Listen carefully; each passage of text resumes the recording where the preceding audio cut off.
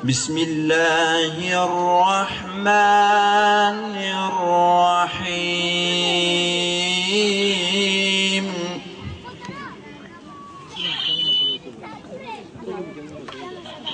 لو أنزلنا هذا القرآن على جبل لرأيته أدق صخور الجبال الرواسي غدا سأشيح بفأس الخلاص.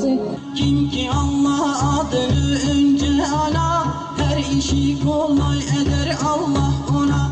Allah adı olsa her işin önü, asla biter olmaz o işin sonu. Bir kez Allah dese aşkla seklen, kalmayıp dökülür bütün günahın. Herkes Sami müleven tuheye, avdi asli aksi ve hübbateye. Ruju şevhem behru ber nehru nebat, tevbi işta telqa min der hayat.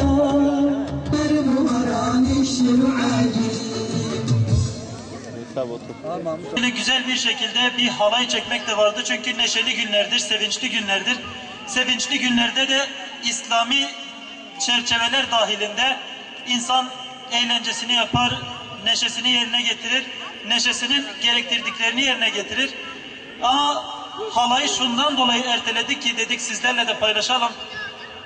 Özellikle son günlerde İslam ümmetinin içine düştüğü acılardan dolayı, şehitlerden dolayı düğünümüzü iptal etmek zorunda kaldık. Çünkü Suriye'de binlerce kişi, binlerce minik kardeşimiz kimyasal silahlarla şehit edilirken, Mısır'da binlerce kardeşimiz şehit edilirken düğün yapmayı çok da uygun görmedik. Kardeşim, sana ne oluyor ki savaştan bıkmışsın ve omzundan silahını atmışsın? Söyle bana, kim fedakarlık edecek ve yaraları saracak?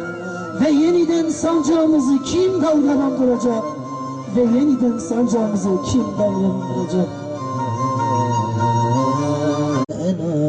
وإما إلى الله في الخالدين وإما إلى الله في الخالدين.